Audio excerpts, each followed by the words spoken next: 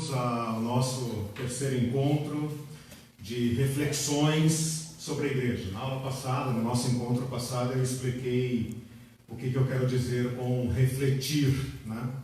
Nós queremos expor o nosso material em comum, que são as palavras de Jesus, aquele no qual nós baseamos a nossa reflexão, e em cima disso, juntos, né, como convocados, né, por Jesus, fazermos então o nosso aprendizado, a nossa reflexão, o nosso aproveitamento.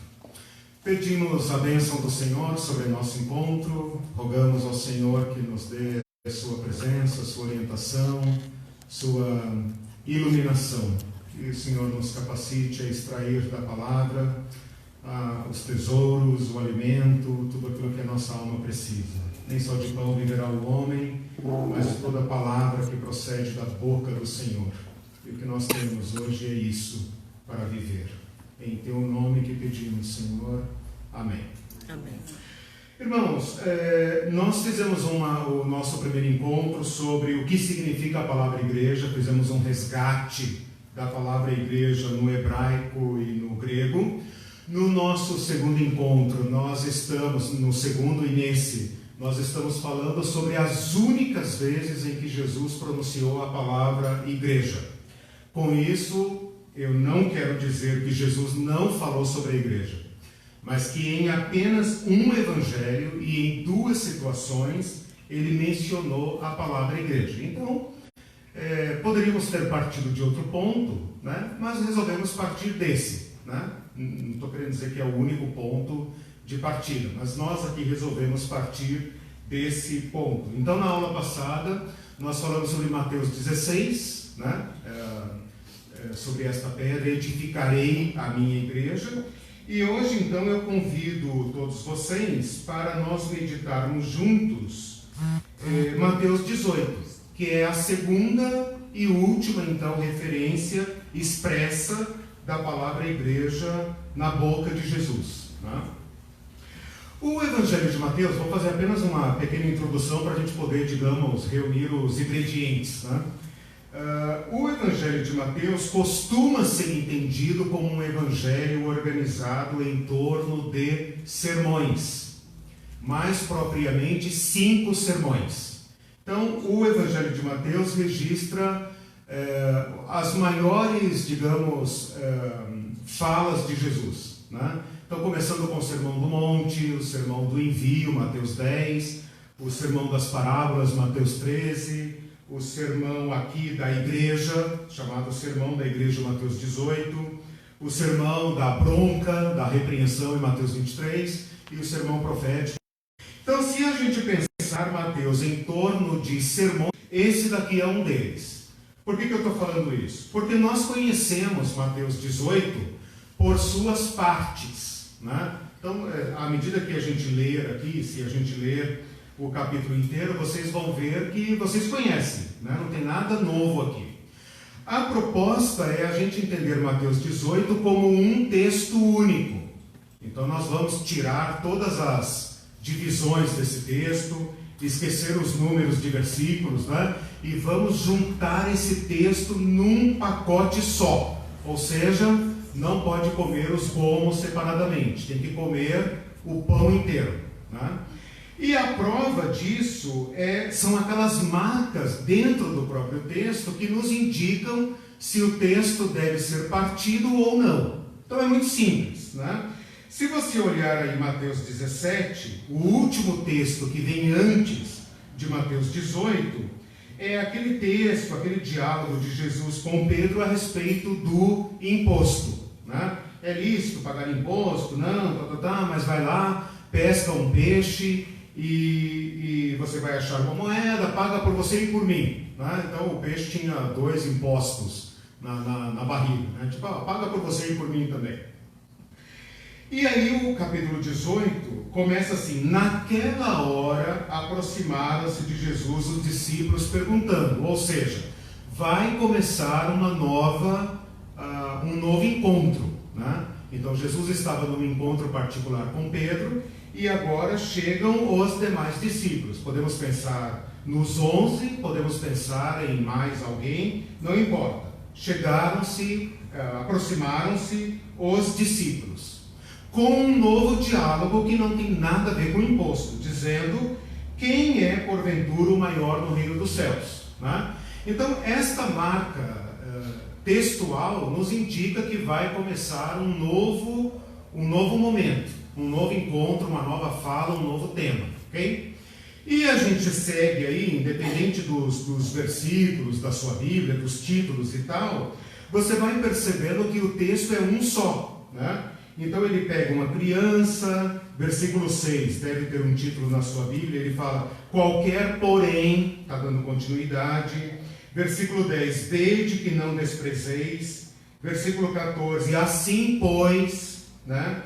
Versículo 15, se teu irmão pecar contra ti, né? E aí ele fala sobre o perdão.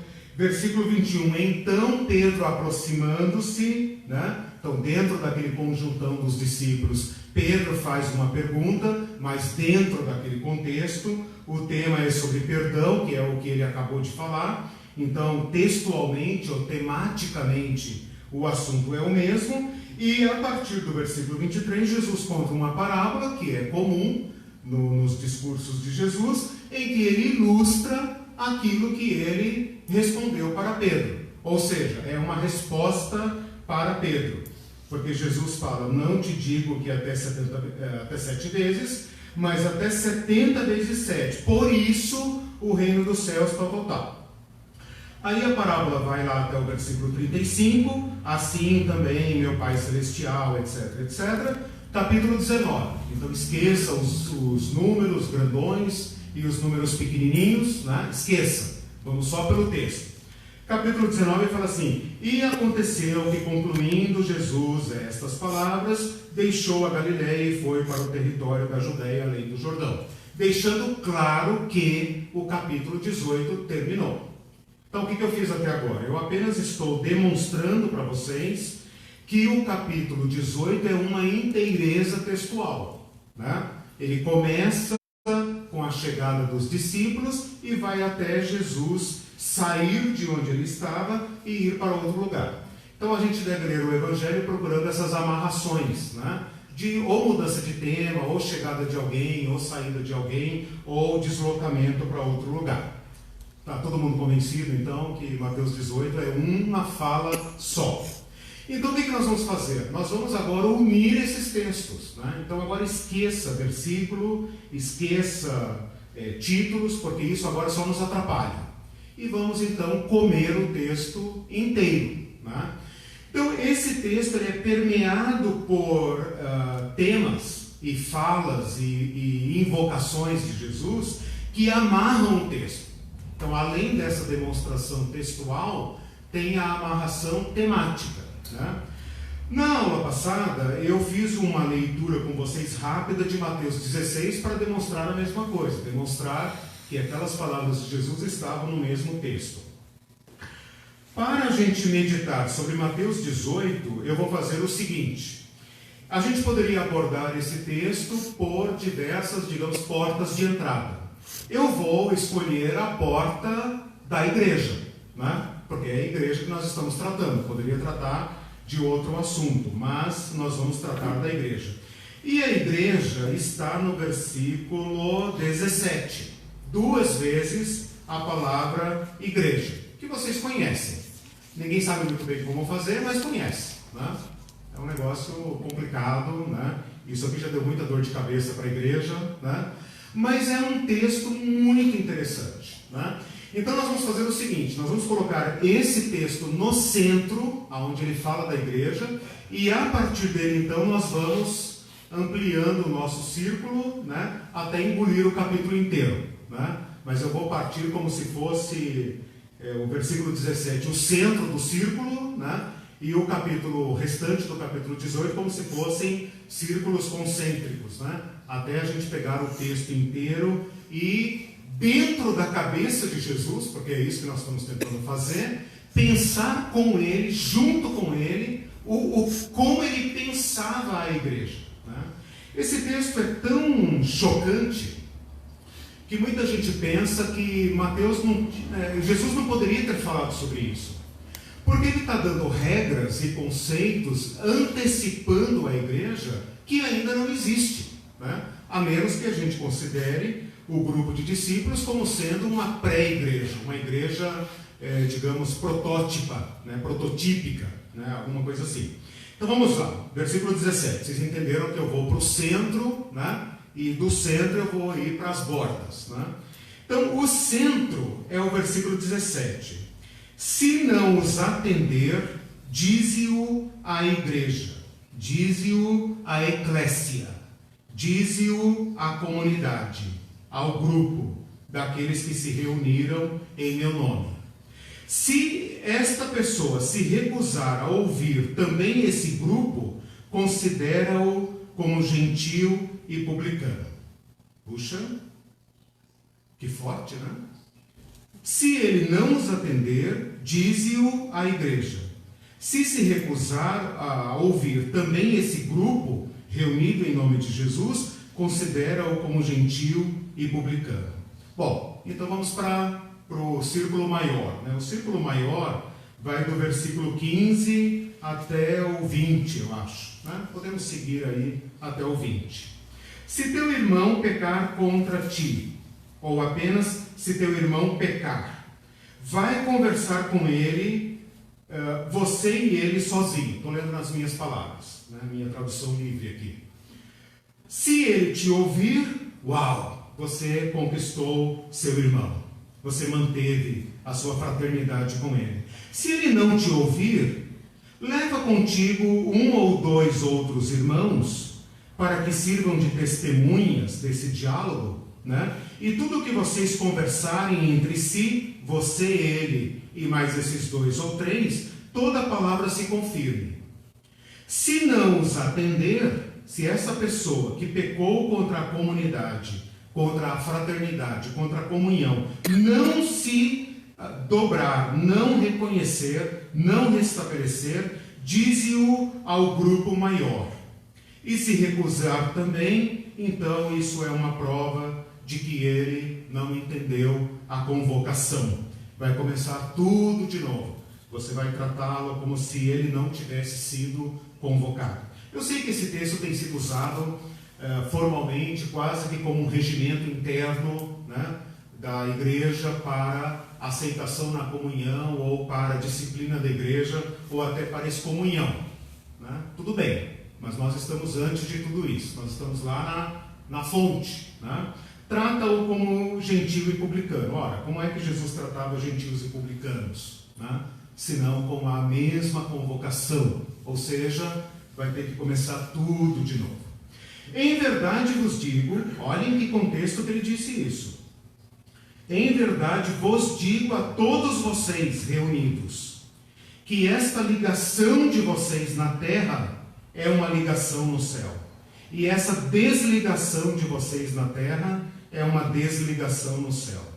Em verdade também vos digo que se dois dentre vós sobre a terra, quaisquer dois dentre vós sobre a terra, concordarem a respeito de qualquer destas coisas, o meu Pai as concederá nos céus. O meu Pai as homologará, as confirmará, dentre quaisquer dois de vocês convocados. Porque onde estiverem dois ou três reunidos em meu nome, ali estou eu no meio deles. Eu sei também que a gente usa esse texto,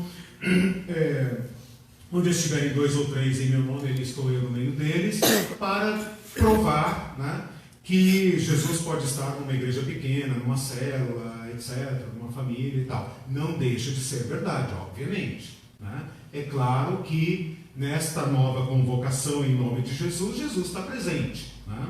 Mas ele está querendo dizer que quaisquer dois de vocês, ou três, ou quatro, ou o grupo maior, reunidos pela convocação de Jesus, Jesus homologa. Jesus está ali, Jesus concede a sua presença. O Evangelho de Mateus é o Evangelho que exalta a presença de Jesus, né? É o único Evangelho que fala Deus conosco, e é o único evangelho que no final fala: eu estarei sempre com vocês. Né? João vai dizer: não deixarei órfão, né? Voltarei para vós, habitarei em vós.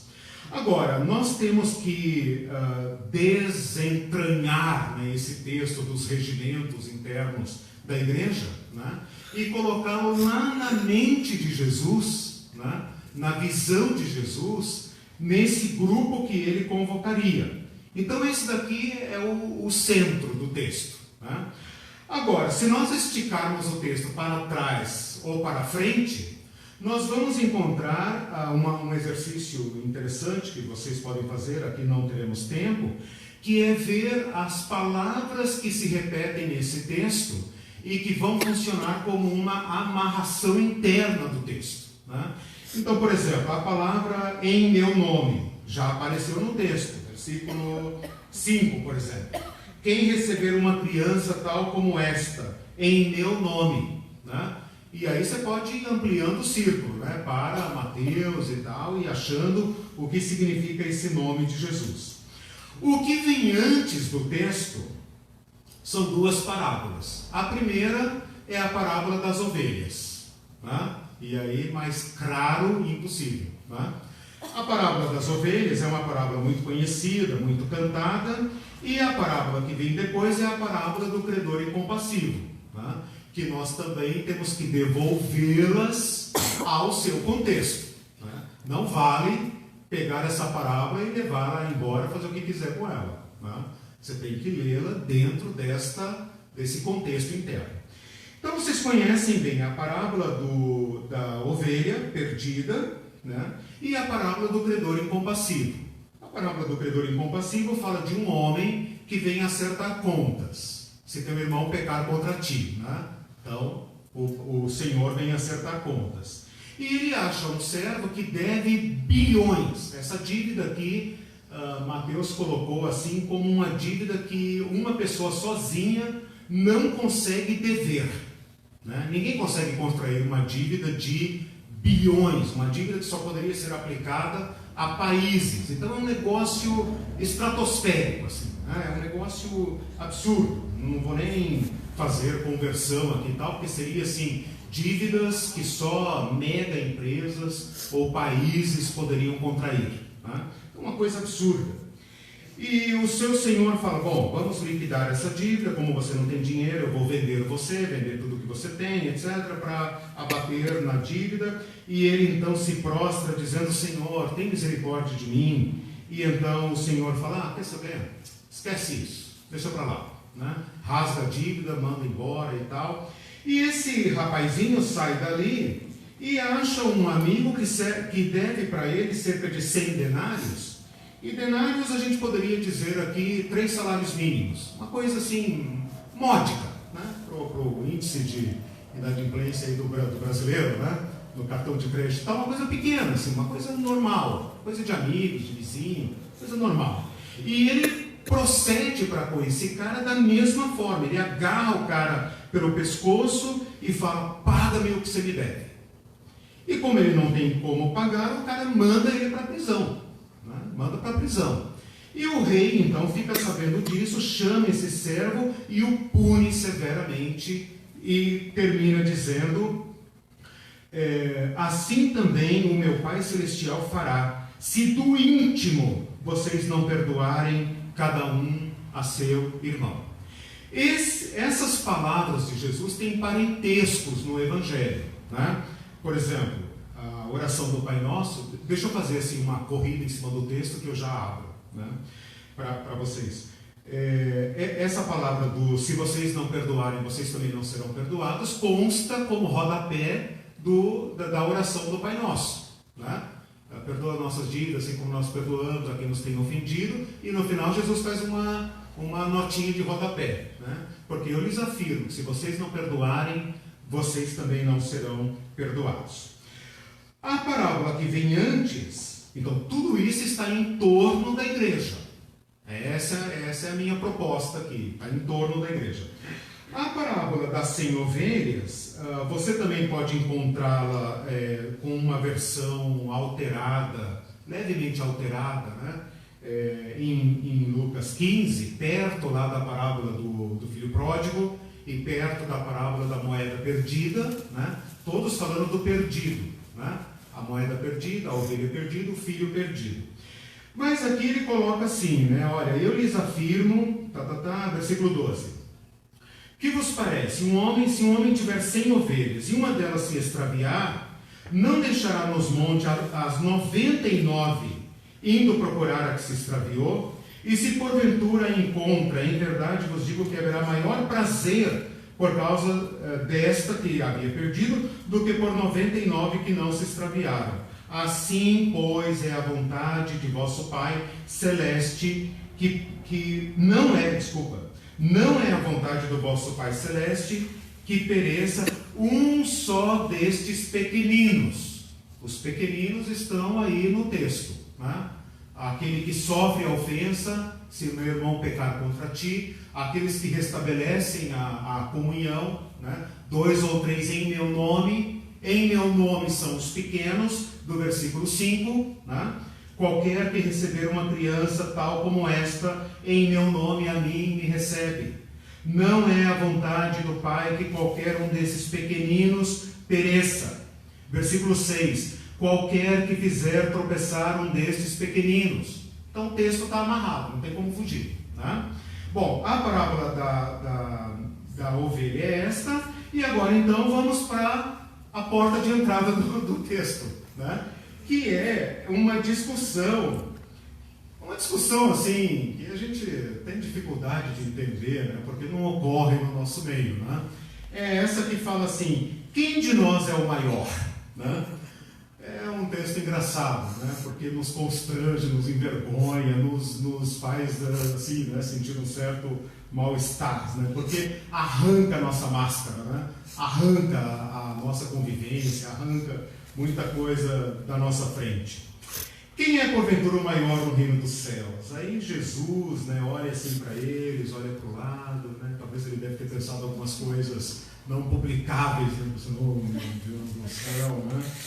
Mas aí ele pega uma criança e coloca no meio deles e diz no versículo 3: em verdade vos digo que se não vos converterdes e não vos tornardes como crianças, de modo algum entrareis no reino dos céus.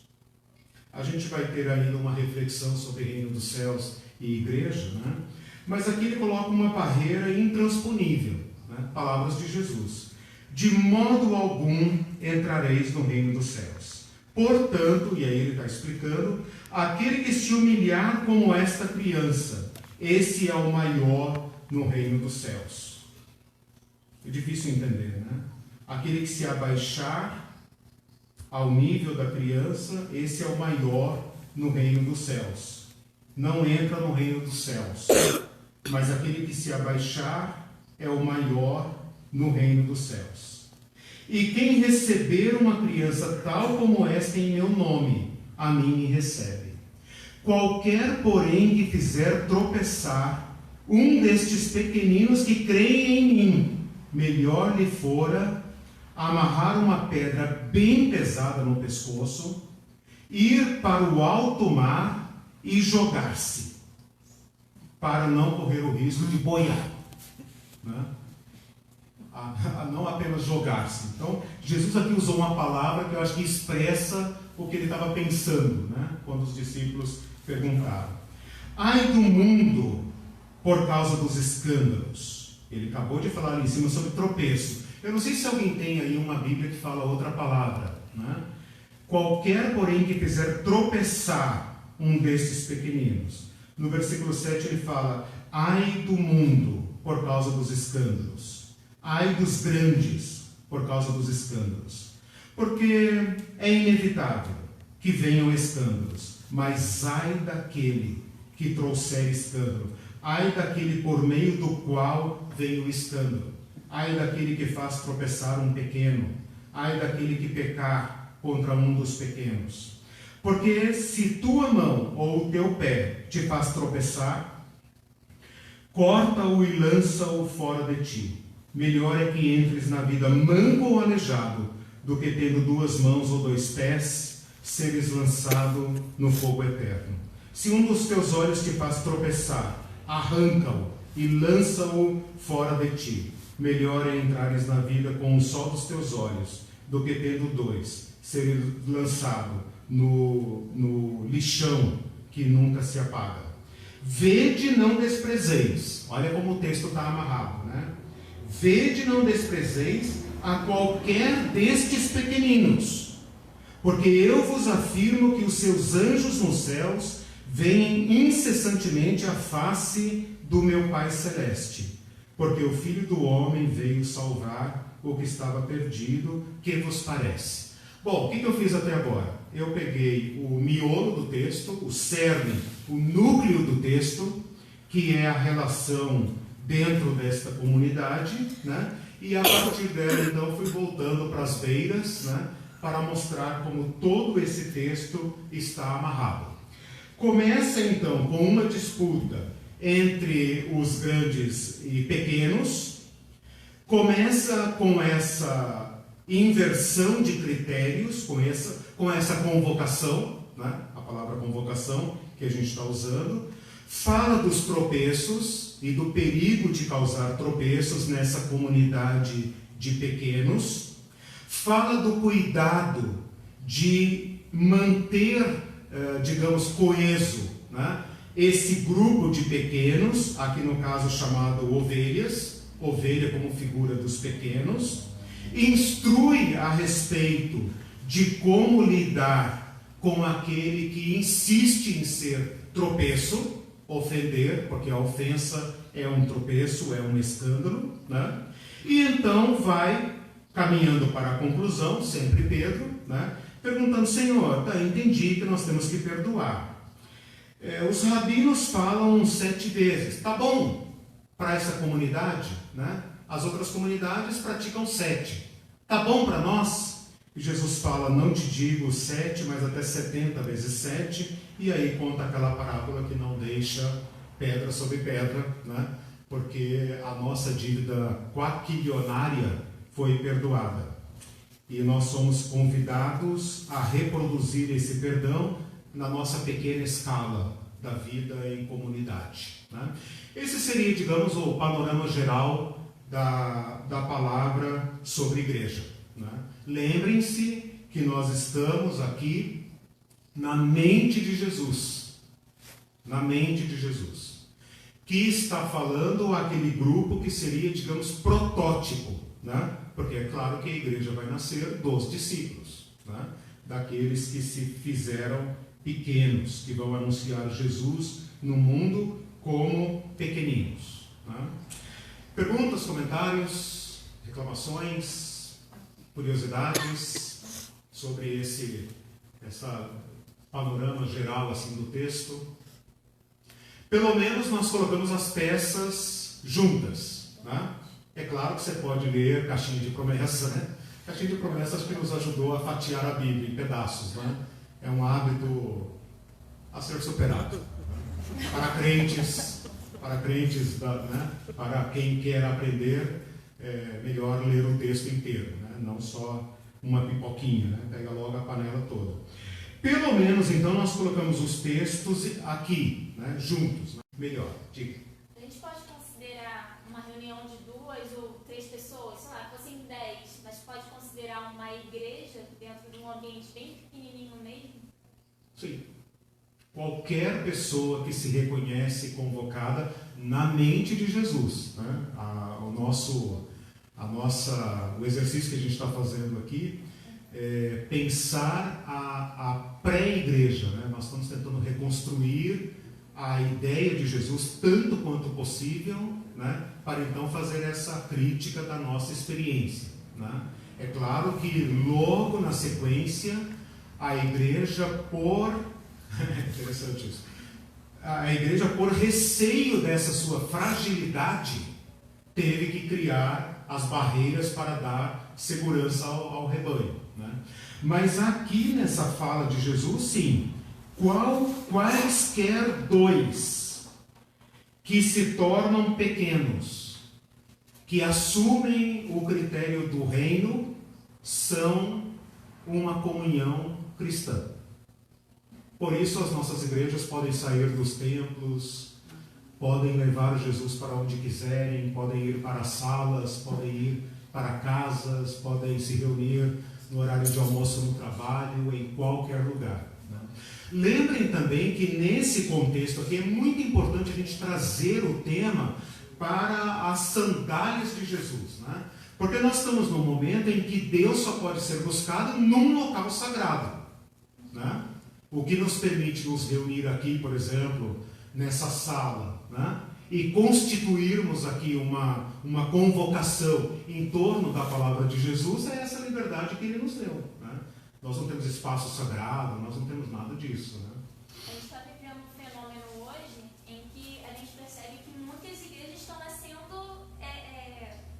você vê muitas igrejas pequenas, né? Em vários bairros. Então você vê no mesmo bairro nascer 2, 3 igrejas numa primeira igreja, numa filial, uma sede.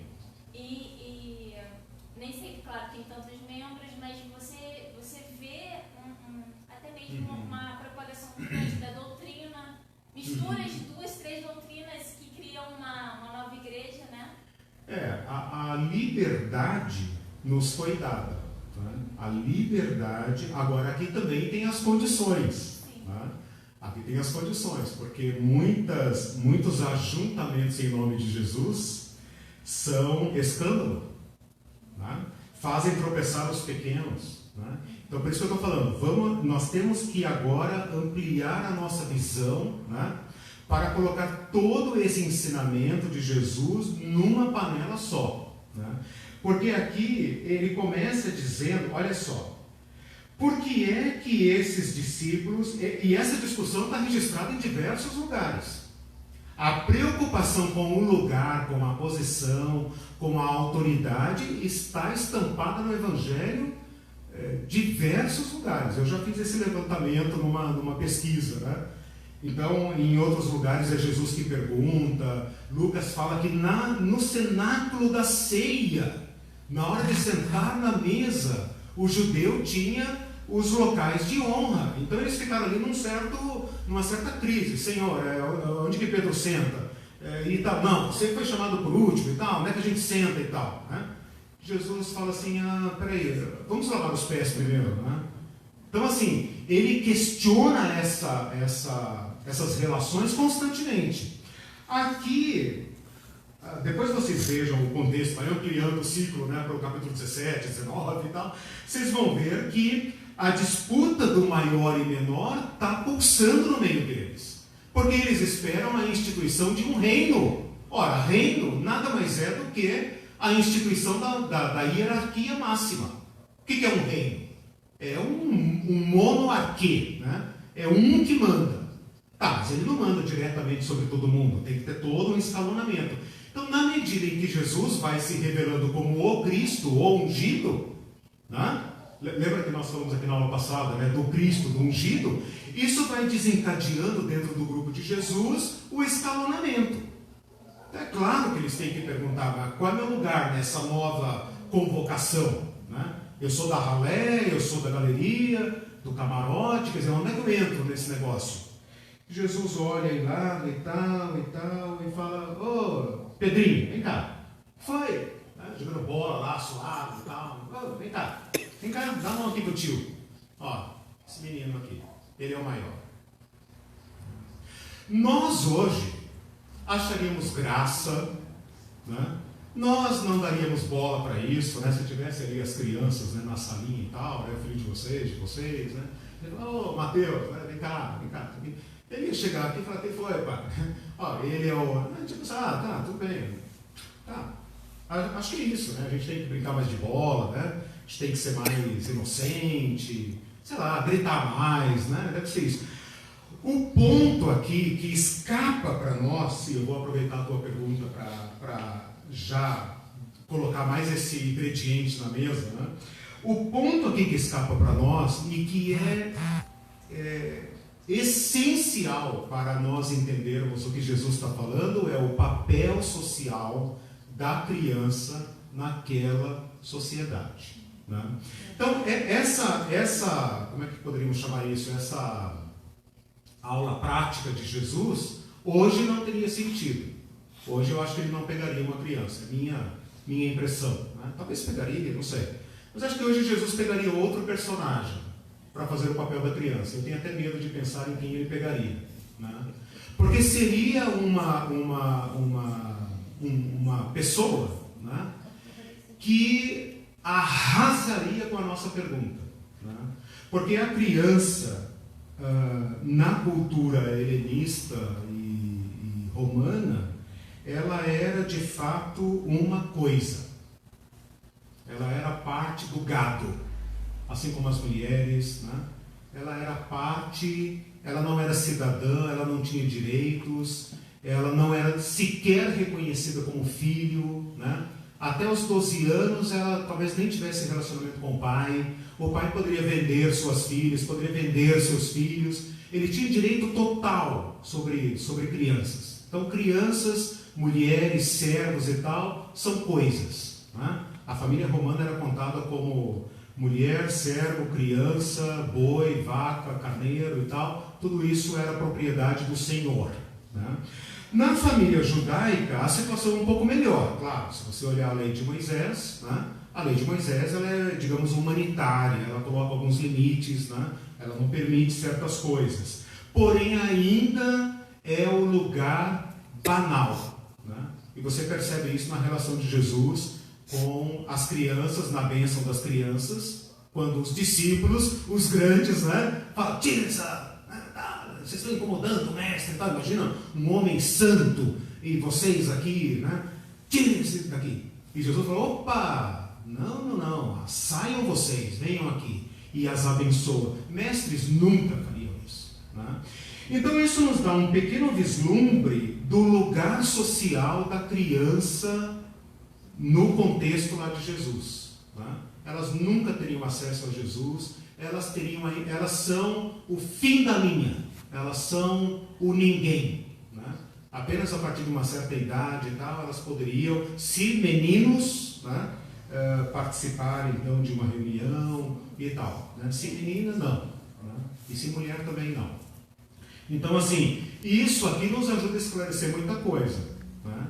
Nos ajuda a entender porque Jesus fala, se vocês não entenderem isso, jamais entrarão, jamais perceberão o reino de Deus. Né?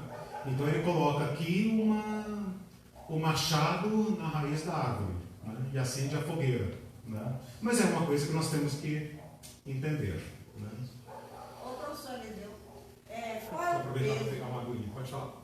O peso ou responsabilidade.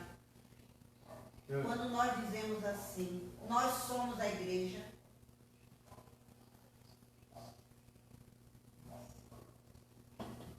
Nós assumimos o mandato dado por Jesus. Né?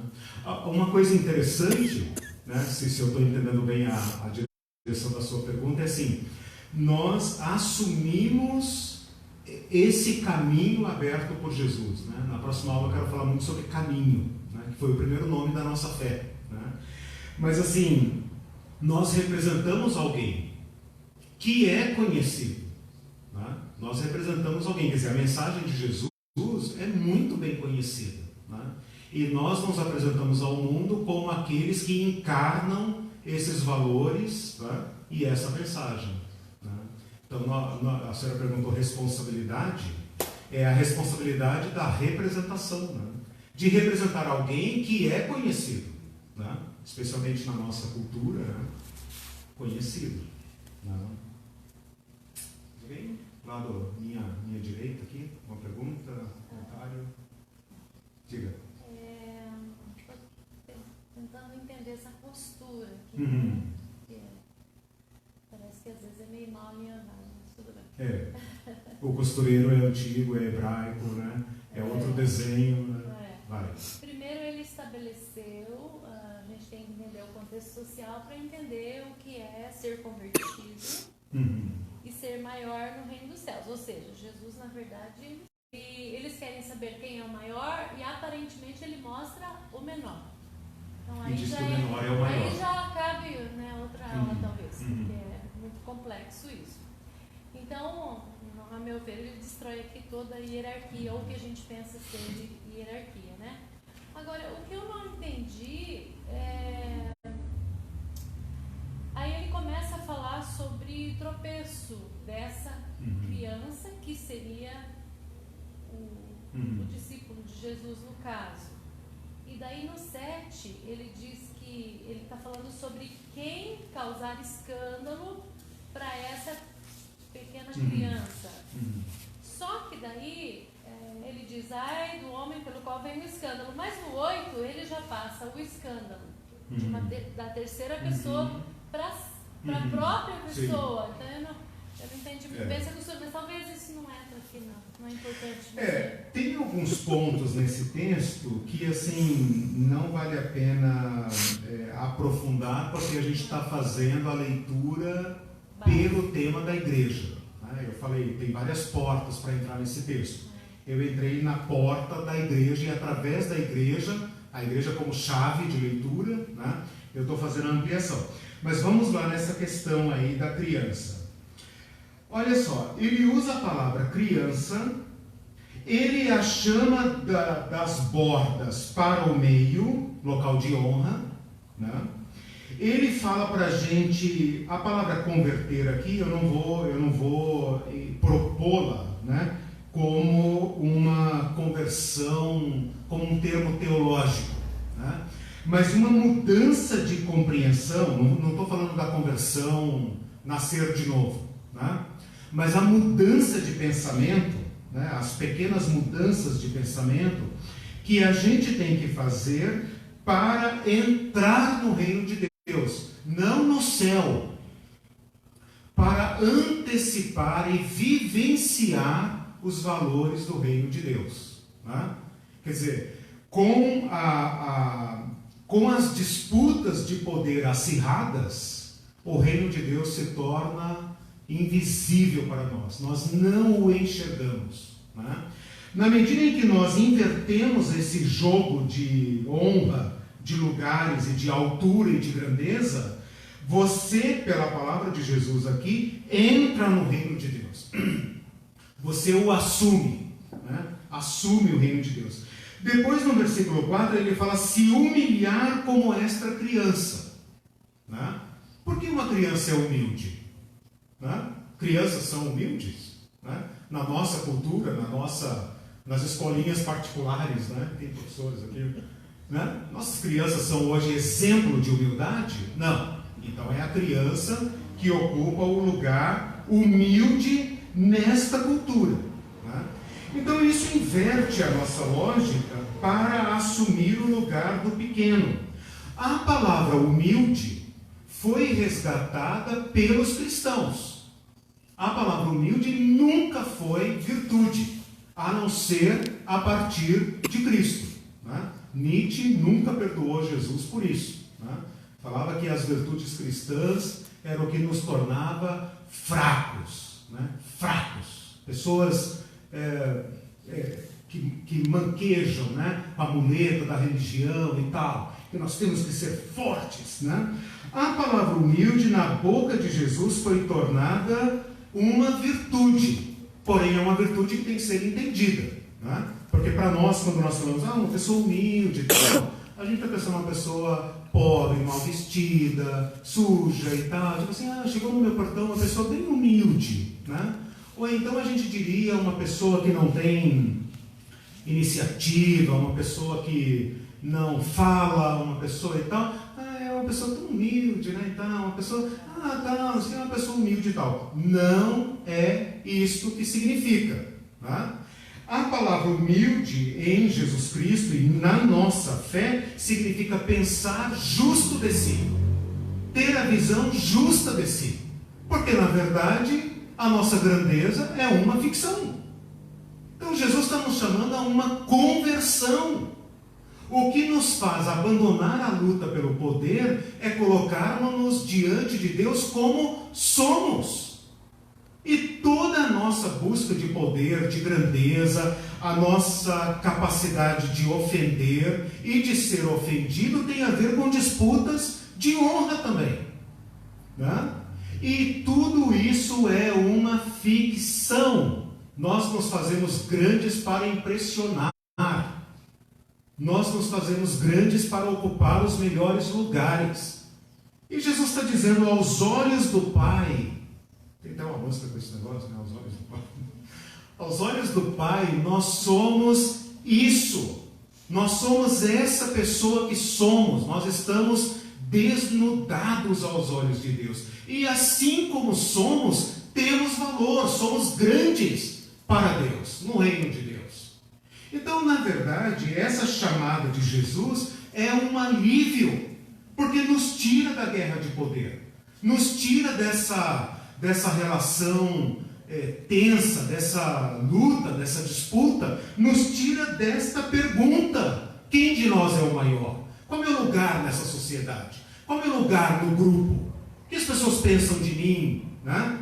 Será que eu estou causando uma boa impressão? Será que eles estão achando que eu sou burro, que eu sou inteligente, etc, etc? Quer dizer, nós procuramos imediatamente esse lugar para tirar desse nosso lugar nossa dignidade. E ele está dizendo, vocês não entenderam. Se vocês não abandonarem esta luta, se vocês não estiverem dispostos a serem cuspidos fora por esse sistema que hierarquiza as pessoas, vocês jamais verão o reino de Deus. E aí eu volto à pergunta da irmã, né?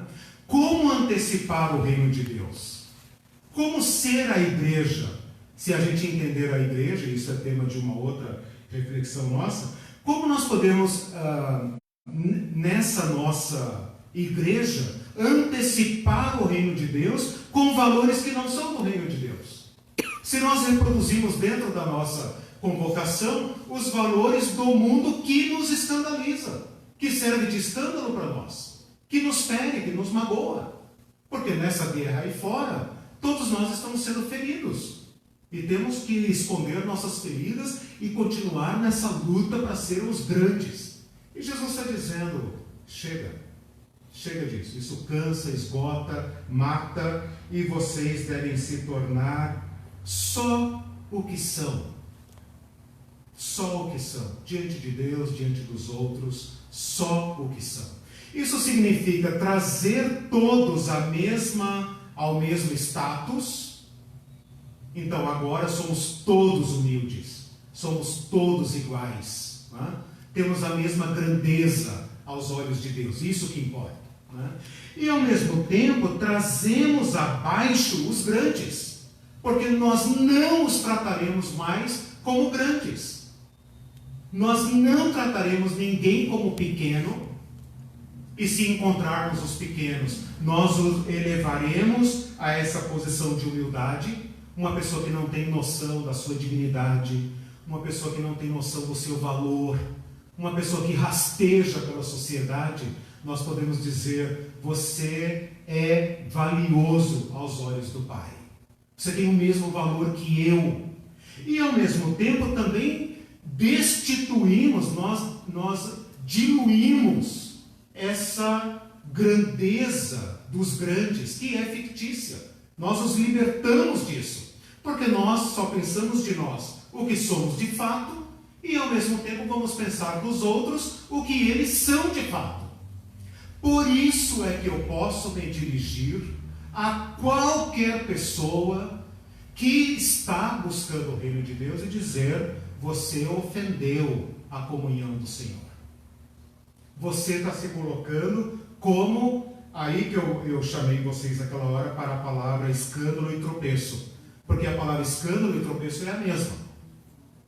Quem se faz grande ofende os vulneráveis. Colocar-se como pequeno na igreja, no mundo e etc. é colocar-se numa posição vulnerável. É ou não é?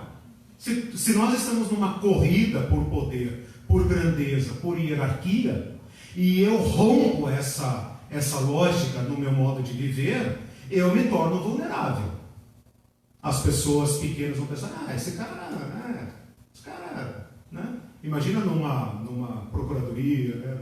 num tribunal, lugares de grandeza, né? As pessoas poderem se colocar de igual para igual, né? Ela corre o risco de ser destratada, desrespeitada, né? Tipo, eles respeitam outro professor, né? Não respeitam esse, ele é tão humilde, ele é tão bacana, ele está sempre ali com os alunos e tal. Quer dizer, ele corre riscos, né? E ele corre riscos também de ser abusado pelos que se comportam como grandes. Esses são os que escandalizam, né? E essa guerra está no nosso meio, está entre os convocados também, né? Por isso que a questão aqui da mão, do pé e tal, é porque o tropeço está em nós também. O tropeço está em nós, né? Então aqui ele exemplifica dessa forma. É tua mão que está te tornando um tropeço para os outros? Olha, entre tua mão e a humildade, melhor você ficar sem a mão. É uma figura fortíssima, né? É uma figura fortíssima. Se ele disser, teu pé serviu de tropeço, teu pé te faz tropeçar, que é um negócio tão engraçado, né? Tropeçar no pé, quer dizer, teu pé é um tropeço, teu olho é um tropeço, livre-se disso. Claro que a ideia aqui não é automutilação, nada disso, mas é apenas uma figura de linguagem para mostrar como é grave nesta comunidade a disputa, a ofensa, o abuso, né? Como é grave a ofensa. Bom, com isso eu acho que eu fui até o versículo 9, né? Jesus aqui no versículo 7, ele fala uma coisa assim que eu até, quando eu não entendo alguma coisa, eu falo, vou tentar achar uma alternativa, né? Vou tentar achar uma. Mas eu achei engraçado Jesus falar, é inevitável que venham os escândalos. É claro, né? Uma comunidade chamada desse mundo de grandeza, de empáfia, né? De ficção, né? De ególatras, chamadas para a humildade, eles vão ser ofendidos. Então Jesus tem certeza disso. Eu gostaria que ele tivesse falado aqui assim, olha, se houver escândalo, se vier, mas ele fala, tem outra versão que fala é necessário, ou essa versão, a minha aqui, fala é inevitável. Tipo assim, eu sei disso.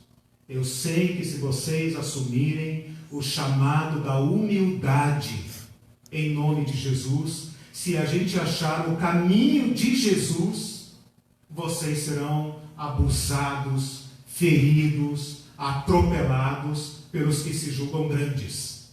Tá? Porém, ele está dizendo, eu tomarei o lado de vocês, ai daquele que fizer tropeçar um desses que se fizer pequeno. Então, você não tem mais a sua grandeza como sua proteção, mas você tem como eu vou dizer aqui, o apoio de Jesus para ser pequeno. Você tem o apoio de Jesus para ser pequeno. Não precisa ter medo que as pessoas vão te hostilizar, vão te destruir, vão te consumir, vão te ferir, porque você assumiu a humildade, né? Você será protegido, né? E Jesus garante isso aqui. Depois ele conta a parábola da ovelha perdida, né? Não sei se vocês querem falar sobre alguma coisa sobre essa questão da ovelha, né? A ovelha que entra no lugar da criança, né? Então a amarração que eu digo é essa, ele vai mudando as palavras, mas a temática é a mesma, né? Ele fala da criança, ele muda para os pequeninos e aí já não é mais a criança, mas são seus seguidores, os discípulos, né? Porque ele fala que receberei em meu nome criança. Não, Jesus não fez o ministério apenas para infanto-juvenis. Ele está falando, vocês que assumirem este lugar por causa de mim. Depois ele troca a palavra para pequeninos e depois troca a palavra para ovelha, né? E aí chegamos então na parábola da ovelha. Diga. Você vai contextualizando a gente, né? No contexto histórico, onde falou tudo isso, e a gente vai desconstruindo a nossa imagem, né? Como a gente lê e como os discípulos ouviram. E daí, dentro disso, o que você acha, o que os discípulos imaginaram quando ele fala isso? Se eles se recusaram a ouvi-los, conte a igreja. Qual é a figura? Sim. Ok. Então, você está aqui no coração da questão. Vamos aqui então. Se teu irmão pecar contra ti, ele está falando aqui do relacionamento dos dos pequenos, né? Então nós fomos chamados à humildade, nós assumimos isso, né? E isso te torna vulnerável a ser ofendido, né? Isso é certo, né? Não há dúvida disso. Se teu irmão pecar contra ti, vai você falar com ele. E isso significa dar a devida importância ao irmão, né? Isso, na verdade, é chamar esse irmão que se tornou tropeço, se tornou escândalo para você na comunidade dos pequenos, na eclésia dos pequenos, se tornou escândalo para você. Você dá importância a ele e o chama como teu irmão. Teu irmão significa teu igual, né? Porque normalmente quem ofende é quem se julga maior, né? Dificilmente o pequenino, o fraquinho, ofende o poderoso, né? Normalmente é o poderoso que ofende o mais fraco. Você vai conversar com ele numa conversa de iguais. Se ele te ouvir, ganhaste teu irmão, teu igual. Se não te ouvir, isso é sério. Isso fere a comunidade dos pequenos. E isso precisa ser reparado. Então chame outros 2 iguais. E vá lá. E tente chamá-lo a esta conversão. Tente chamá-lo de novo à humildade. E o que vocês decidirem ali, isso será estabelecido. Se, porém, não os atender, dize-o à igreja. Aqui é um ponto muito importante, porque você falou da desconstrução, né? Esse texto aqui, ele é tratado como um tipo de manual de membros, ou manual de disciplina da igreja, né? E as igrejas tratam esse texto como sendo um processo disciplinar em 3 fases, né? Em 3 fases. Normalmente o primeiro ninguém faz, né? Porque a pessoa, Deus me livre, eu vou falar com a pessoa e tal, né? Que pessoa, não sei o quê, né? Ou a gente a considera maior, né? Não, eu vou falar com fulano. Ou a gente a considera inferior, tipo, deixa pra lá, besteira. Essa pessoa também não vale nada e tal, porque eu vou me incomodar, né, com essa pessoa. Então, essa é uma parte que a gente pula, a gente passa para o clero, né? Aí vai 2 presbíteros, né? Não 2 mais pessoas, 2 presbíteros e tal, né? Enquadrar o irmão na disciplina da igreja. E se não, então vai para a assembleia de disciplina da igreja, para a excomunhão, né? Então é assim que as igrejas normalmente tratam a questão. Ou então não fazem nada. Deixa rolar, Deus que cuida, não é comigo, cada um cuida de si e tal, né? A coisa funciona mais ou menos assim. Essa tua pergunta nos faz voltar lá para a comunidade dos discípulos. Antes da institucionalização, antes do Pentecostes, antes da igreja dos apóstolos, né? Então, quando ele fala eclésia aqui, eu só posso pensar naquele grupo de discípulos que junto com ele assumiu o caminho da humildade. A humildade tem que ser protegida. Porque se eu permitir que qualquer pessoa se eleve e seja permitida ofender essa comunidade, eu já quebrei a comunhão, né? Então essa humildade tem que ser protegida, né? Então seria mais ou menos essa ideia. Voltar lá ao início, na primeira quaisquer comunidades. Como ela falou, 2 ou 3 pessoas que se reúnem em nome de Cristo, ou seja, na humildade, porque não basta falar o nome de Cristo para estar reunido em nome de Cristo, tem que assumir os valores de Cristo. Isso é estar reunido em nome de Cristo, né? Quaisquer pessoas reunidas em nome de Cristo assumem o compromisso de manter esta relação. Pode ser até entre o casal, né? 2, por exemplo, o machismo, né? Ou o homem, cabeça da família, sacerdote, do lar e tal, né? Se um homem assume o papel de Cristo como servo da sua família, né? Amando a sua esposa como Cristo amou a igreja, ele corre, claro, o risco de ser ultrapassado, de ser abusado. Não estou mandando recado para ninguém, mas ela não está aqui. Mas assim, quando você abre mão das suas imposições, dos seus direitos, das suas honras, você se vulnerabiliza, né? E essa relação tem que ser preservada, né? Então, não significa que eu só vou me tornar humilde se você se tornar, porque isso não acaba nunca, né? Você tem direito, eu também tenho. Se você faz isso, eu também faço. Todo mundo faz assim na igreja, eu também vou fazer. Senão vão me atropelar, vão achar que eu sou bobo, vão me fazer de capacho e tal, né?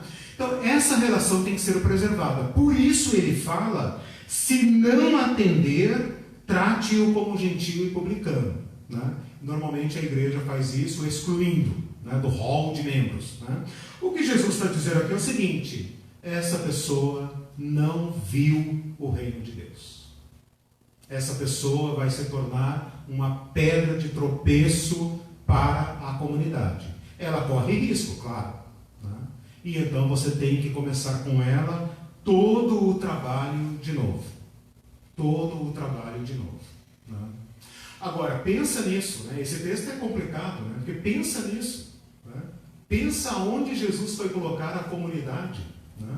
Pensa como é que nós vamos vivenciar isso. Pensa o desgaste emocional de uma comunidade, né? De lidar interminavelmente com os tropeços, com aqueles que estão no nosso meio, mas não entendem o reino de Deus, inclusive nós, com as nossas ímpetos pela grandeza, né? Por isso que eu falei, essa conversão aqui do versículo 3 não é a conversão do novo nascimento, porque essa na nossa teologia, na nossa fé, está tudo muito bem assentado, que é de uma vez para sempre, a conversão, nascer de novo. Mas essa mudança de mentalidade está em nós. Ou nós já descemos tão baixo assim, né? Ou nós já aceitamos, né, a vulnerabilidade, né, nos nossos relacionamentos, né? Todos nós temos as nossas carapaças. Todos nós sabemos que em qualquer relacionamento nós estamos nos tornando vulneráveis e correndo o risco de sermos feridos. E ferir dói. E se me ferir, eu me afasto, né? Então aqui parece que Jesus estabeleceu meios de a gente preservar esta comunidade, né, sem se afastar dela, sem reconstruir os escalonamentos, né, que você falou aquela hora. Nós criamos as instituições, as hierarquias, as seguranças, por quê? Meu filho, não dá para viver desse jeito, né? Se eu baixar a cabeça, sou atropelado. Claro, imagina uma multidão saindo do Couto Pereira, né? Deus me livre, você cai ali com a carteira, você vai pegar, você já era. É assim que a gente vê o mundo, né? O mundo é um negócio bravo. E a igreja, para sobreviver nesse mundo, o que ela fez? Ela falou, é assim que é, se não for assim, nós seremos engolidos por esse mundo. E aí ela cria seus esquemas, né, de guerra pelo poder também. Não, é mais fácil ter um entre nós maior. Se tem um maior, tem o submaior, o terceiro maior, o quarto maior, o quinto maior, até chegar nos leigos, né? Os leigos. Né? O que eu vejo não é só essa hierarquização, né, de um ser maior que o outro, mas também das máscaras que se colocam. Sim. Né? Se hoje nós estamos desconstruindo isso, a gente começa a perceber quão mascarado que está as pessoas dentro da própria instituição. Sim. Por isso que eu falei, a nossa grandeza é uma ficção. Então, o chamado de Jesus não é uma coisa assim, ai meu Deus, vou ter que fazer voto de pobreza, voto e tal, vou ter que fazer cara de humilde, falar sempre baixinho. Não é isso que ele está falando, não é essa a questão. A questão é ser o que é. Ser o que é. A igreja é um lugar, uma igreja talvez pequena como essa, estou falando assim sem conhecer muito bem, mas numa comunidade pequena como essa, todos podem se conhecer, todos podem ser amados, tratados, né? Todos podem ser acolhidos, né? Todos, né? É uma igreja terapêutica, uma igreja que se cura, né? Porque essa nossa grandeza, o que nos distingue, é uma ficção. Jesus está falando, essa ficção é pesada de carregar. Essa ficção ela vai causar no meio da comunidade conflitos pesados. É muito mais fácil nós nos desnudarmos dessa ficção, né? Assumirmos, Paulo fala, acho que em Romanos 12 e Gálatas também, ele fala assim, não pense de si mesmo, como é que é? Não pense de si mesmo além do que convém. Cada um pense de si na justa medida. Né? É um resgate da nossa imagem, da imagem de Deus em nós, da nossa humanidade valorizada em Cristo, sem medo. Sem medo. Né? Por isso ele pega a criança, porque a criança está lá no fundo lá né, da pirâmide. Ele fala, olha ela não tem nada, né? É um ser humano. Ela ainda não sabe o valor que ela tem, as posses que ela tem, a profissão que ela tem, quantos escravos ela vai ter, ou se ela vai ser escrava. Né? O filho do Senhor e o filho do escravo brincam juntos. Né? Professor, me corrija também se eu estiver errado, porque eu estou aprendendo aqui. Me parece que nem corpo, então a gente não faz parte. Porque o corpo não seria assim... Corpo, você fala, é corpo de Cristo, a igreja, sim. Se a gente tem alguma deficiência, às vezes, até de personalidade, alguma coisa, seria necessário que um irmão exortasse nós para fazer parte do corpo. Mas o que a gente vê é ele, ou ele se ignora, ou afeta a igreja por trás. Então até isso é falso, dá impressão. Nós não sabemos lidar, né? Na verdade, esse texto aqui é muito importante, né? Porque, na verdade, é difícil lidar com esse ajuntamento que tem sua base, como a gente falou no encontro passado, tem sua base na identidade de Cristo. Né? Então, quando a gente fala corpo de Cristo, a gente está falando de uma realidade espiritual. Né? Por isso que a irmã me falou, pode ser igreja e tal, pode. Espiritualmente, né? Assumir o Evangelho de Cristo, está no corpo de Cristo. Né? Agora, por causa dessas vulnerabilidades, do desmascaramento, né? Dessa postura de ser o que é em Cristo, né? Isso, para a nossa lógica, para a lógica das nossas relações sociais, ela gera dificuldades mesmo. Né? E aí nós nos defendemos. Né? E uma coisa grave é que nós aí reproduzimos o mundo. Essa é a questão. Ai do mundo por causa dos escândalos. Ai do mundo. Eu estou lendo um autor que trocou a palavra mundo por sistema. Aí fica mais claro para a gente. Porque a gente confunde. A palavra mundo é um mundo, né? A palavra mundo é um ônibus, né? Ela cabe em trocentos conceitos e tal. Então ele troca essa palavra mundo nesse sentido do Evangelho por sistema. Ai do sistema, porque está destruindo pessoas, está ferindo, está matando, está adoecendo as pessoas. Né? E Jesus então nos chama para essa relação nova, sabendo que será um desafio. Né?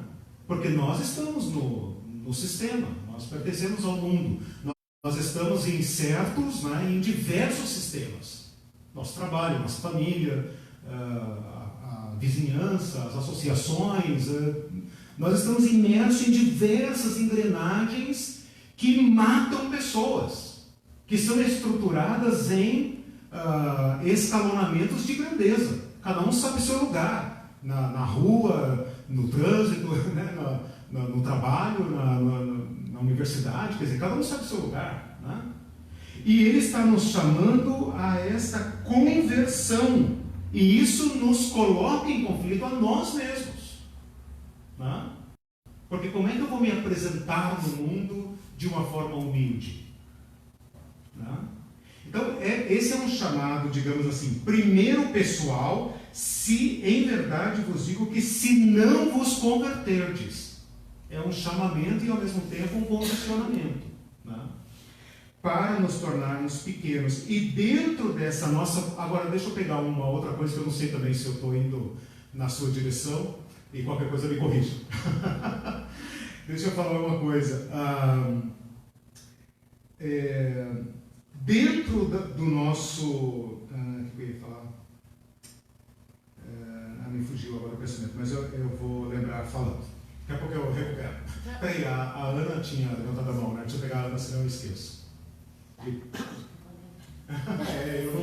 Eu sou terrível, eu tenho que me cortar. A visão mesmo assim é que parece que a igreja precisa de fato, concretamente, ter um encontro com Cristo. Né? Porque toda essa construção, que esse modo, é interessante a gente ter que dizer isso, né, irmão? Essa crítica, né, das instituições,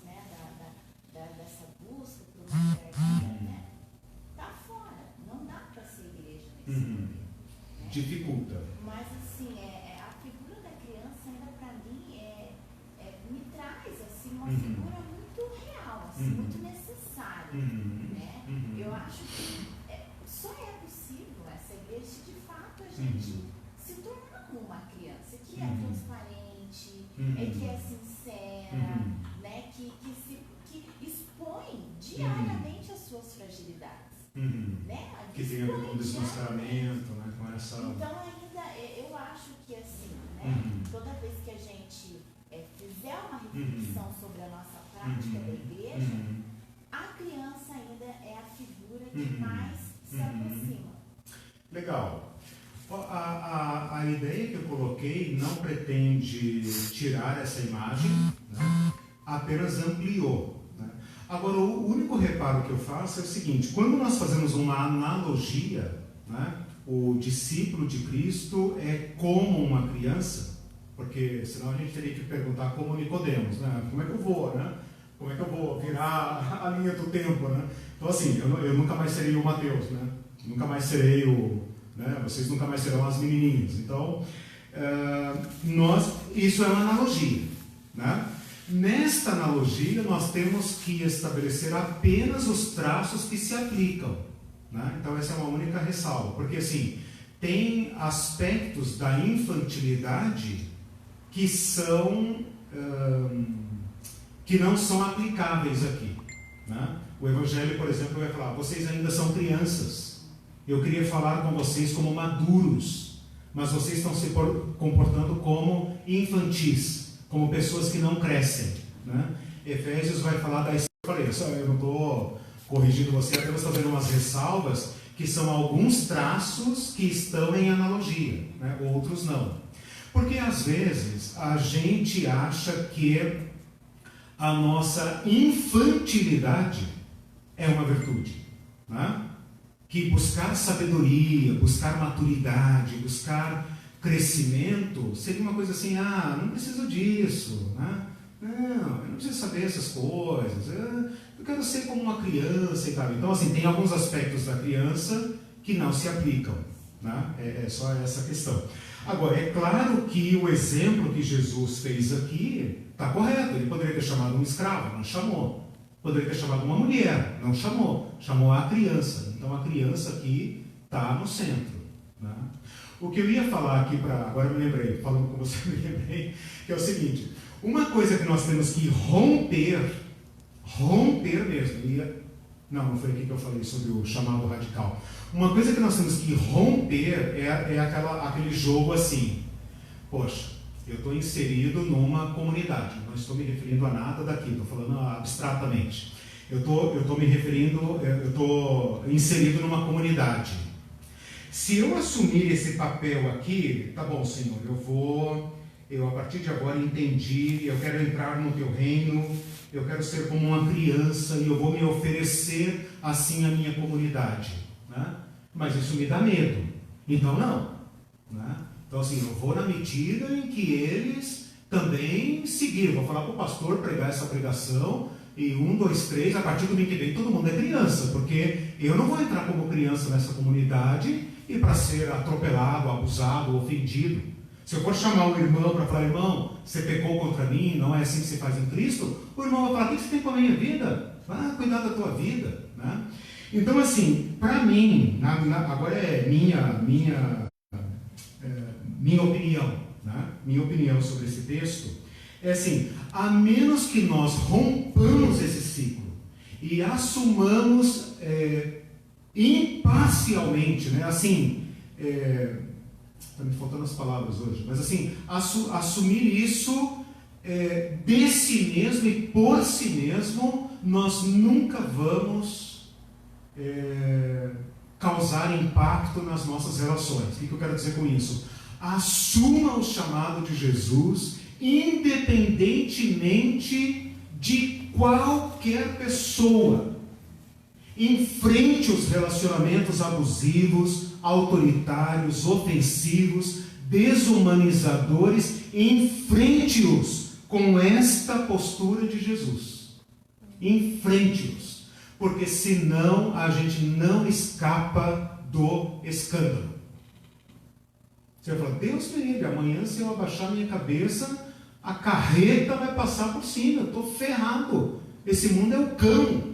Se eu não sair amanhã armado, né, com as minhas 2 metralhadoras, eu não volto para casa.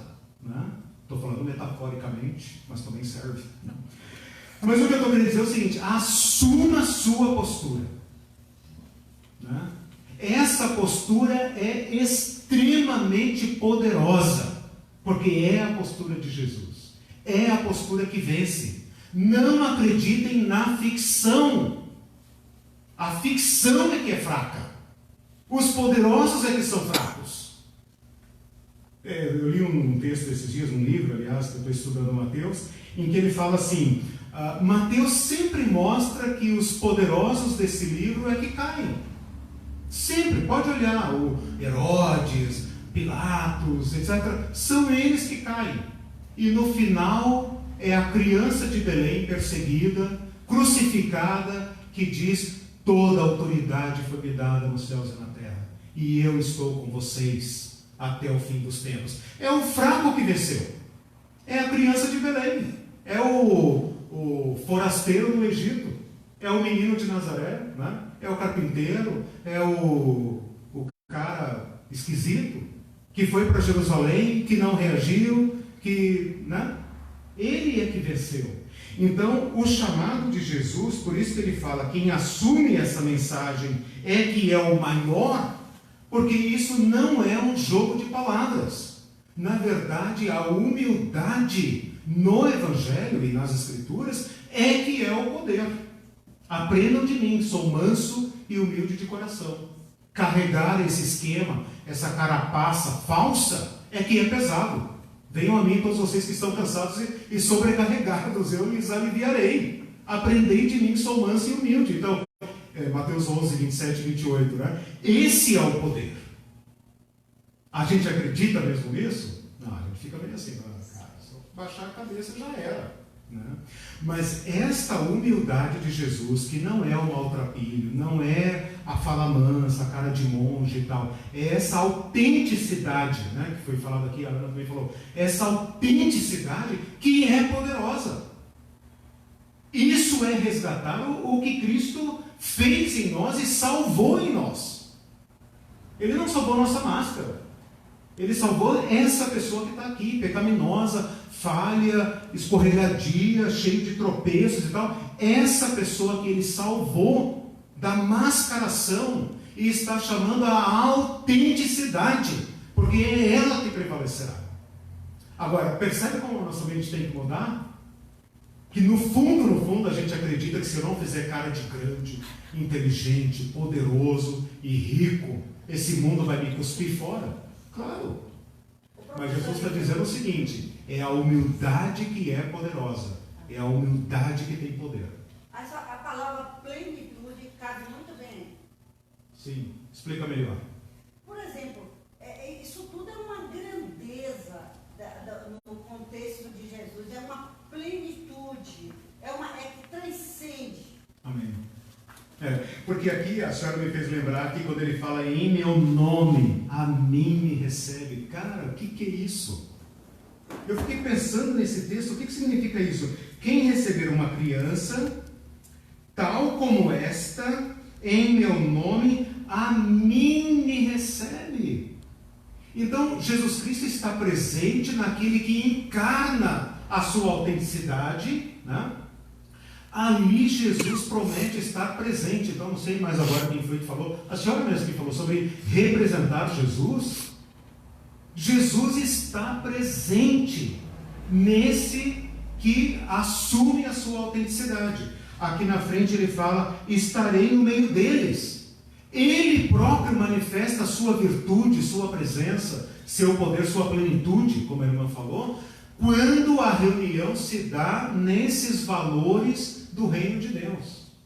Então aqui está a metanoia, aqui está a conversão, né? A gente acreditar que nós somos chamados a esta convocação de Jesus, e quem se fizer pequeno é o maior. É o maior. Eu acho que rouba muito o fato da gente não conhecer o contexto da época, né? As tradições, a gente lê a Bíblia com a cultura ocidental e a gente perde muito. Então, nesse sentido que a Ana está falando, o aspecto principal aí é a questão social. Todas as pregações que a gente ouve sobre essa questão de ser pequeno como uma criança, a gente enfoca essa questão de inocência e tal, mas a questão da humildade, posição social é muito importante. Então, talvez hoje, eu não sei se Jesus chamaria realmente uma criança, ainda por causa da posição social. De repente ele chamasse um mendigo, não sei se eu estou exagerando. De repente chamasse e falasse... Socialmente socialmente. Quem não se humilhar como esse, então aí a gente já... Então, assim, na minha opinião... Porque ataca diretamente a questão de quem é o maior. Exatamente. Né? Então a criança está colocada aqui como aquele que representa um pequenino. Não só no sentido de inocente. Em todos os sentidos. Eu não quero descartar esse sentido, né? Mas apenas agregar, apenas ampliar, porque esse sentido está mantido. E uma coisa que não foi comentada, eu acho, existia uma ideia de igreja ou religião, ou, a gente falta termos, né? Porque você está invocando a eclésia, mas esses discípulos saíram do judaísmo. No judaísmo existia uma hierarquia. Então, assim, a meu ver, no versículo 3, ele já destruiu tudo que a gente conhece. Ele já destruiu a hierarquia toda da igreja, entendeu? Então, eles se deram conta, né, disso. Eles se deram conta, porque o Papa que começou, né? Onde é que eu me encaixo nessa hierarquia aí, né? Então, é uma coisa que a gente tem que ruminar, né? Porque já destruiu tudo. Se a gente fosse embora desse curso hoje, já teria destruído tudo que a gente conhece. Faz a gente refletir e corrigir, né, a nossa visão da igreja, né, do corpo de Cristo. Agora, uma coisa importante que tem que ficar clara é a seguinte: essa postura, né, a gente precisa entender muito bem isso aqui. Essa postura é uma postura que eleva os desvalidos. Todo grupo social tem aqueles, né, refugados, e nivela aqueles que estão seduzidos pela sua grandeza. De modo que, se a gente ler esse texto junto com outros, leiam os textos do Evangelho que fala de grande e pequeno, primeiro, último, forte, fraco e tal, vocês vão ter um panorama melhor. Na verdade, liberta esses também dessa ficção, né? Porque as pessoas que nós colocamos acima, pensem bem, em qualquer situação, são pessoas que também estão sendo massacradas. Pensa, por exemplo, num político, né? Pensa, por exemplo, no pastor de uma grande igreja. Pensa em quem que é titular de qualquer coisa. Eles estão sob uma carga gigantesca, mortal. Estão adoecendo, estão enlouquecendo, estão se matando. Então, isso que eu chamei de mundo aqui e de sistema, ele está aqui não para destruir os pequenos ou os grandes. A destrutividade dele é global. Ninguém sobrevive nesse jogo de poder. Ninguém tem poder suficiente para se manter confortável, porque ele está sempre em risco. Quando Jesus tira de nós essa carga e fala: você pode ser só você, e eu estarei contigo, nisto você será o maior, ele está libertando a todos. Então não é uma guerra, não é uma nova guerra de poder como as revoluções fazem, né? Não, vamos tirar as elites, colocar o proletariado no poder e tal. Não, isso é uma besteira. Isso apenas vai inverter a ordem das coisas, mas mantém a mesma guerra. Apenas virou os polos. Jesus está nos chamando a essa libertação, né? Libertação. Pegando o gancho do que a Irene falou, nas primeiras aulas você falou que Cristo falou um pouco a respeito da igreja, desse termo. Mas a impressão que eu tenho é que, ainda para nós, esse termo está muito prostituído. E a gente trazer toda essa mentalidade de Cristo para essa nossa realidade, a gente tem muita jeito de pensar de Cristo, ele não fala para a igreja, mas ele fala de uma convocação para o reino. Exato. Só que a gente quer montar tudo isso continuando nessa estrutura de igreja. Como que a gente faz isso? Nós temos outro papo, a realidade é outra realidade. A gente vai chegar, obviamente, talvez nos últimos encontros, a um juízo mais claro sobre isso. Né? A minha intuição, a minha intenção, melhor dizendo, com esses nossos encontros aqui, é reconstituirmos a mentalidade de Jesus, a expectativa de Jesus a respeito do seu corpo, a respeito da igreja. Né? E em face disso, fazermos entrarmos nesse conflito, nesse conflito de ajustamento e tal, atendendo essa chamada. Agora, uma coisa tem que ficar bem clara: não é possível retroagir 2000 anos de história. Não é possível voltar a ser um grupo dos 12. Não é possível voltar a ser a igreja primitiva. A igreja primitiva foi uma experiência na história. Ela está aqui para a gente ver. Ótimo. Né? Eles foram os primeiros a ouvirem e a experimentarem a convocação de Jesus. Então eles estão lá para nós como um testemunho. Né? Também não somos a igreja final. Não somos ainda a igreja triunfante. E às vezes nós esquecemos disso. Né? A igreja... ela posa para o mundo como se ela fosse a igreja do fim dos tempos, a igreja limpa, pura, imaculada, vitoriosa, etc, etc. Não. Nós estamos na caminhada. Nós estamos ouvindo a palavra de Jesus, que é o que convoca todas as igrejas, né? E colocando em experiência, colocando em caminhada a palavra de Jesus. A pergunta que nós podemos fazer dentro disso que vocês falaram é a seguinte: qual é a melhor maneira de vivenciar a igreja de Jesus nesse tempo? Né? E aí fazermos essa reflexão, esse aprofundamento. É possível, como eu lembrei aqui agora das igrejas do Apocalipse, em que Jesus fala assim: olha, gostei muito disso, ótimo, legal isso, corrige isso aqui. Né? Aquilo ali é bacana, porque aquelas cartas foram escritas, digamos, para a segunda geração de cristãos, né? Talvez 50, 60 anos depois de Jesus, né? Como se supõe, que Apocalipse foi escrito lá pelo final do primeiro século. E ele fala assim: olha, a igreja de Éfeso, boa, cuida da doutrina, pratica boas obras e tal, mas eu não estou gostando disso aqui. Né? A igreja tal, olha, vocês tal, eu tenho, porém, contra isso aqui. Então, talvez hoje o que Jesus falaria para nossas igrejas é isso. Olha, vocês são... ele fala assim: tem coisas que eu amo em vocês. Né? Mas, cuida disso aqui. Isso aqui está ferindo pessoas. Isso aqui está servindo de escândalo, de tropeço, para usar a palavra aqui. Né? Olha, revisem isso. Né? As pessoas dessa comunidade estão sendo feridas por causa disso aqui. Mudem isso. Né? Ter a coragem de fazer essas adaptações para se manter vivendo uma boa experiência de comunidade. Né?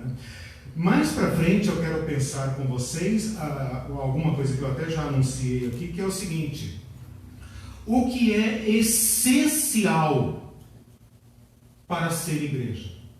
Sem isso não é. Né? Isso é da essência, é do ser da igreja.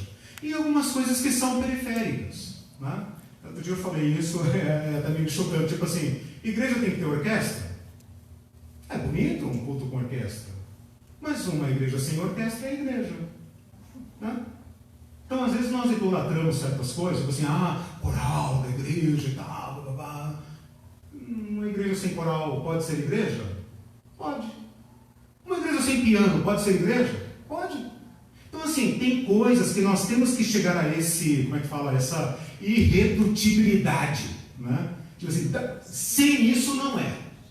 Né? A igreja tem que ter isso, tem que ter isso, tem que ter isso. Tem que ter um núcleo duro, como se fala, né? Irredutível. E isso é a marca da igreja. Sem isso, não é. Então, essas coisas periféricas, elas podem ser mexidas. Aí depende da comunidade, de conveniência, de circunstâncias e tal, né? Se a igreja fala, vamos investir nisso, ótimo, legal. Isso atende às finalidades, né? Você falou do reino, atende, beleza. Está dando fruto para Cristo, está glorificando a Cristo, ótimo, né? Ou a igreja pode chegar à conclusão, isso aqui se tornou um peso para a igreja, não produz nada, está criando mais confusão do que fruto. Vamos rever isso?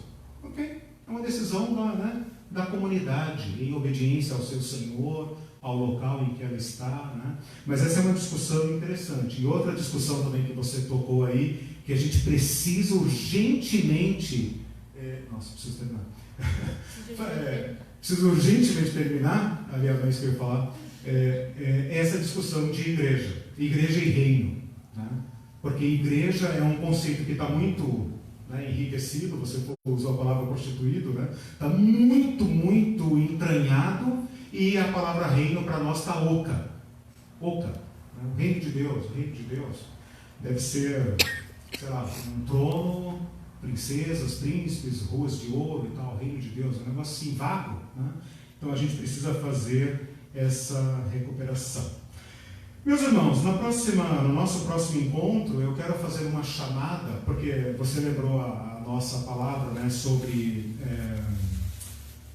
Jesus falou pouco sobre igreja. Eu quero fazer um rastreamento agora, debaixo do termo igreja, né, ou além do termo igreja, o que Jesus fala que se refere à igreja. É claro que não dá para ir muito longe, dada a brevidade do curso, mas pelo menos mostrar algumas rotas, né, para a gente recuperar o que ele falou sobre igreja, né, nos evangelhos. Vou chamar a Jaque para orar. Deus, obrigado por ter cuidado e pela sua palavra que é sempre viva e eficaz. Que o Senhor traga à memória mesmo aquilo que nos dá esperança. Amém. Que o Senhor abra os nossos olhos, os nossos ouvidos, para poder ver e ouvir, Pai, a tua palavra. Amém. Cuida do nosso domingo, da nossa semana. Esteja conosco, Senhor. Amém. Lembrem-se das contribuições, tá? Quem puder.